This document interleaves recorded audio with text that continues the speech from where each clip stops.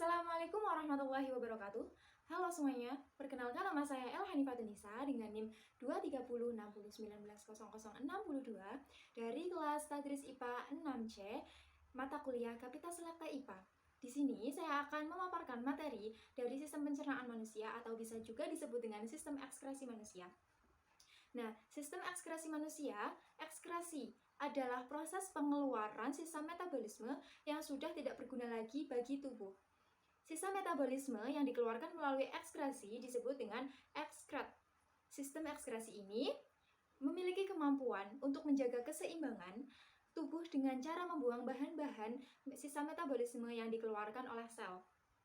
Sistem ekskresi tersusun atas organ atau alat yang memiliki peran masing-masing. Di antaranya ada ginjal, kulit, paru-paru, dan hati. Sungguh Allah Subhanahu wa Ta'ala telah mendesain organ-organ tersebut dengan begitu rapi dan tertata. Sebagaimana firman Allah dalam surat At-Tin ayat 4 yang berbunyi, Laqad khalaqnal insana fi ahsani taqwim, yang artinya, sesungguhnya kami telah menciptakan manusia dalam bentuk sebaik-baiknya. Pada organ ekskresi yang pertama, yaitu ada ginjal. Ginjal merupakan alat ekskresi yang utama dan memiliki peran sangat penting karena membuang sisa metabolisme dalam jumlah besar melalui urin. Ginjal berbentuk menyerupai biji kacang merah yang terletak di kanan dan kiri tulang pinggang, yaitu di dalam rongga perut pada dinding tubuh bagian belakang atau dorsal. Nah, proses di dalam ginjal meliputi yang pertama ada penyaringan atau filtrasi, yang kedua ada penyerapan kembali zat-zat yang masih berguna atau reabsorpsi, dan yang ketiga ada pengumpulan atau augmentasi. Nah, pada tahap filtrasi, cairan yang berupa urin, yaitu berupa urin primer, yang masih mengandung air, glukosa, dan asam amino, namun tidak mengandung protein dan darah. Selanjutnya pada tahap reabsorpsi, pada tubulus contortus proximal menyerap kembali zat-zat yang masih dibutuhkan oleh tubuh dengan hasil urin sekunder. Dan yang terakhir pada tahap augmentasi, yaitu dengan cairan yang sudah berbentuk urin sesungguhnya. Organ ekskresi yang kedua yaitu ada kulit. Kulit berfungsi untuk melindungi jaringan di bawahnya dari kerusakan-kerusakan karena gesekan, penyiraran, kuman-kuman, dan zat kimia. Selain itu, kulit juga berfungsi untuk mengurangi kehilangan air, mengatur suhu tubuh, menerima rangsangan dari luar, dan tentunya sebagai alat ekskresi. Secara anatomi, struktur kulit terdiri atas lapisan luar atau epidermis, kemudian ada lapisan dalam atau dermis, dan lapisan bawah dermis atau hipodermis. Struktur kulit pada lapisan epidermis tidak memiliki pembuluh darah. Epidermis terbagi menjadi beberapa macam. Yang pertama ada stratum corneum, kemudian ada stratum lucidum, stratum granulosum, stratum spinosum, dan stratum basale. Pada stratum corneum, yaitu lapisan yang berfungsi untuk menyerap air dan melindungi lapisan kulit yang lebih dalam. Kemudian pada stratum luteum berfungsi untuk meredam gesekan antara lapisan epidermis. Stratum granulosum berfungsi membentuk sel-sel pelindung kulit. Pada stratum spinosum berperan untuk menciptakan keratin yang bahan pembentuknya sel mati. Dan yang terakhir, stratum basale yang berfungsi melindungi kulit dari radiasi.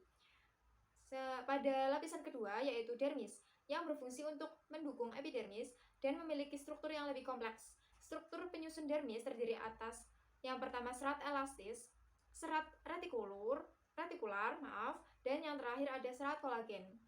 Pada lapisan yang ketiga yaitu dalam kulit, yaitu atau bisa disebut juga dengan hipodermis, berada di bawah lapisan dermis dan berfungsi untuk melekatkan kulit dengan otot atau tulang, menyuplai pembuluh darah, dan mempersarafi kulit.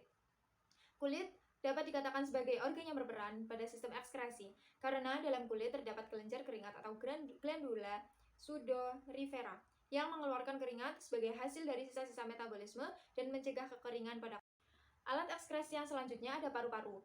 Paru-paru merupakan organ ekskresi yang mengeluarkan sisa metabolisme berupa karbon dioksida atau CO2 dan uap air atau H2O. Karbon dioksida dan H2O sebagai sisa metabolisme akan menjadi zat sampah dan racun bagi tubuh. Oleh karena itu, harus dikeluarkan oleh tubuh melalui hidung dan paru-paru manusia yang terletak di dalam mediastinum atau rongga dada yang dilindungi oleh tulang selangka. Struktur dan bagian paru-paru kanan dan kiri. Antara lain, yang pertama ada trakea, bronkus, lobus, alveolus, dan pleura. Trakea merupakan lanjutan saluran nafas dari laring sebagai perantara antara laring dan bagian paru-paru lain. Trakea juga sebagai batas antara sistem respirasi bagian bawah dan atas. Kemudian pada bronkus merupakan percabangan dari trakea yang berfungsi untuk mengeluarkan benda asing dan kotoran yang masuk dalam saluran pernafasan. Lobus memiliki beberapa bagian, yaitu paru-paru kanan memiliki 3 lobus, sedangkan paru-paru kiri memiliki 2 lobus. Kemudian pada alveolus juga bisa disebut dengan kantung udara yang muncul dari bronchiolus. Fungsi dari alveolus adalah sebagai tempat pertukaran udara. Dan yang terakhir pada pleura, yang merupakan selaput tipis yang menyelubungi paru-paru. Bernapas dapat dilakukan dengan 2 proses, pernapasan seperti pernapasan perut dan pernapasan dada. Masuknya oksigen dalam tubuh disebut inspirasi, in, masuk. Sedangkan keluarnya karbon dioksida disebut dengan ekspresi. Pada mekanisme pernapasan dada terdapat fase inspirasi dan fase ekspirasi.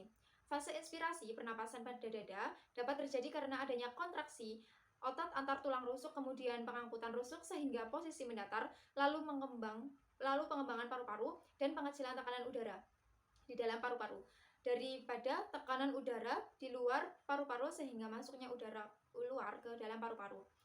Pada fase ekspirasi pernapasan dada terjadi karena adanya relaksasi otot antar tulang rusuk, penurunan tulang rusuk, kemudian penyusutan paru-paru dan pembesaran tekanan udara di dalam paru-paru daripada tekanan udara di luar paru-paru sehingga keluarnya udara dari paru-paru. Selanjutnya pada mekanisme pernapasan perut juga terdapat fase inspirasi dan fase ekspirasi. Fase ekspirasi. Fase ekspirasi pernapasan perut dapat terjadi apabila terdapat kontraksi pada diafragma, kemudian posisinya mendatar setelah awalnya melengkung. Pengembangan paru-paru serta pengecilan tekanan udara di dalam paru-paru daripada tekanan udara di luar paru-paru, sehingga masuknya udara ke paru-paru. Pada fase ekspirasi, pernapasan perut dapat terjadi apabila terdapat relaksasi pada otot diafragma, sehingga posisinya melengkung kembali setelah awalnya mendatar, dan pengempisan paru-paru serta pembesaran tekanan udara di dalam paru-paru daripada tekanan udara di luar paru-paru, sehingga keluarnya udara dari paru-paru. Alat ekskresi yang terakhir yaitu hati. Hati merupakan organ ekskresi yang memiliki kemampuan menetralisir racun dan menghasilkan getah empedu. Hati termasuk kelenjar terbesar dalam tubuh manusia, terletak di dalam rongga perut sebelah kanan di bawah diafragma dengan berat mencapai 2 kg pada orang dewasa. Hati juga memiliki banyak sekali fungsi. Yang pertama, memiliki tempat untuk menyimpan gula dalam bentuk glikogen. Kemudian, menetralkan racun yang masuk ke dalam tubuh dan membunuh bibit penyakit. Yang ketiga, mengatur kadar gula dalam darah. Yang keempat, sebagai tempat mengubah provitamin A menjadi vitamin A. Yang kelima, menghasilkan empedu yang berguna untuk mengemulsikan lemak. Yang keenam, menguraikan molekul hemoglobin tua. Yang ketujuh, menghasilkan hormon-hormon berlebihan yang membentuk protein tertentu dan merombaknya. Dan yang terakhir, pembentukan dan pengeluaran lemak dan kolesterol. Sungguh luar biasa Allah Subhanahu wa Ta'ala menciptakan penetralisir racun di dalam tubuh kita sendiri, sehingga menjadi aman dan tidak berbahaya bagi tubuh kita lagi. Allah menciptakan sesuatu pasti ada manfaatnya dan pasti dirasakan oleh manusia itu sendiri. Sungguh besar nikmat Allah Subhanahu wa Ta'ala kepada kita. Allah Subhanahu wa Ta'ala berfirman dalam surah Ar-Rahman dengan ayat yang diulang sebanyak 31 kali agar kamu mengerti betapa banyak nikmat Tuhan yang dapat dirasakan. A'udzu billahi minasyaitonir rajim. Bismillahirrahmanirrahim. Fabi ayyi ala'i rabbikuma tukadziban. Yang artinya, maka nikmat Tuhan kamu yang manakah yang kamu dustakan? Pada gangguan ekskresi manusia dan upaya menjaga sistem ekskresi pada manusia.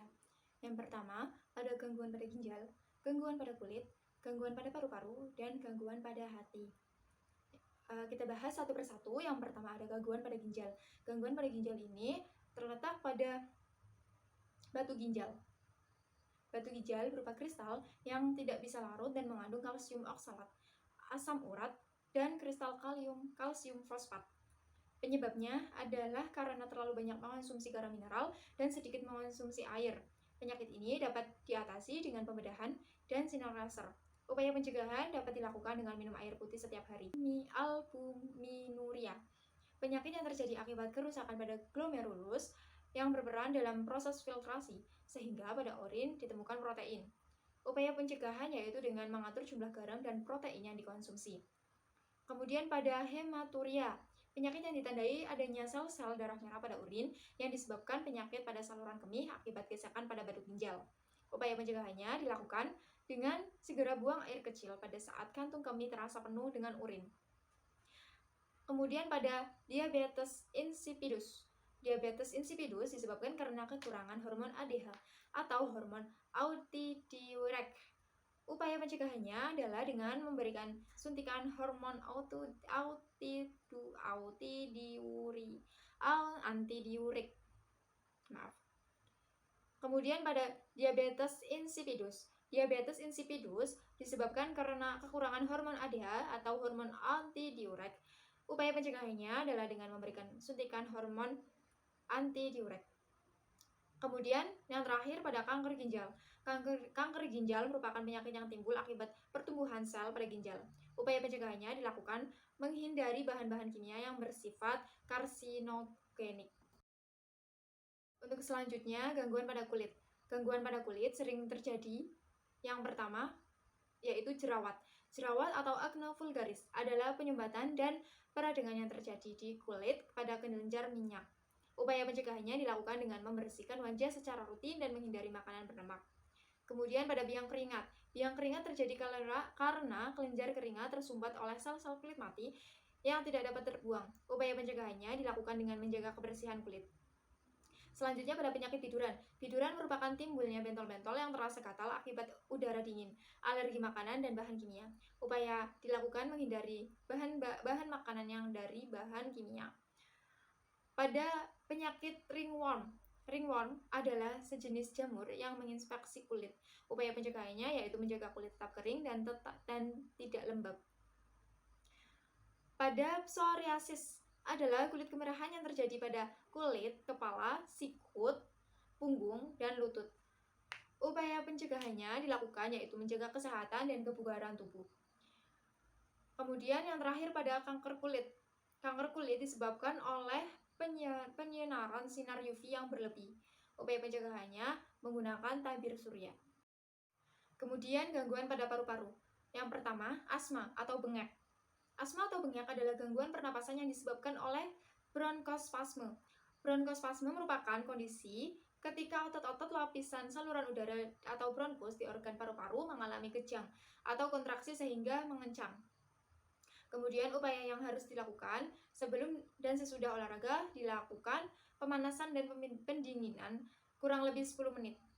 Konsumsi air putih setiap hari, berhenti dari kebiasaan merokok. Pada musim dingin, pastikan olahraga di dalam ruangan. Ketika bepergian saat cuaca dingin, lindungi diri dengan menggunakan pakaian yang hangat. Hindari berolahraga di dekat tanaman dengan banyak bunga, karena serbuk sari dapat mengganggu pernapasan kita.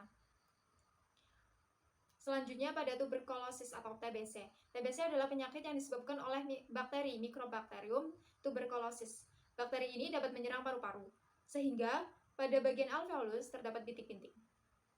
TBC dapat diatasi dengan pemberian vaksin dan antibiotik. Kemudian pada pneumonia adalah penyakit pada paru-paru yang disebabkan oleh bakteri, virus, jamur yang menginfeksi paru-paru, khususnya pada alveolus. Penyakit ini menyebabkan oksigen tidak dapat masuk karena alveolus sudah dipenuhi oleh cairan. Yang terakhir yaitu gangguan pada hati. Yang pertama ada hepatitis. Hepatitis adalah radang yang disebabkan oleh virus. Virus hepatitis ada dua macam, yaitu hepatitis A dan hepatitis B. Pencegahan dapat dilakukan dengan vaksinasi.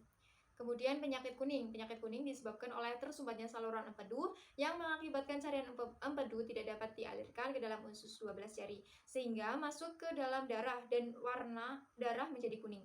Warna darah kuning ini disebabkan karena bercampur dengan empedu. Sekian pemaparan materi dari saya. Semoga bermanfaat. Mohon maaf apabila ada kekurangan dan kesalahan. Sampai bertemu di video selanjutnya. Terima kasih. Wassalamualaikum warahmatullahi wabarakatuh.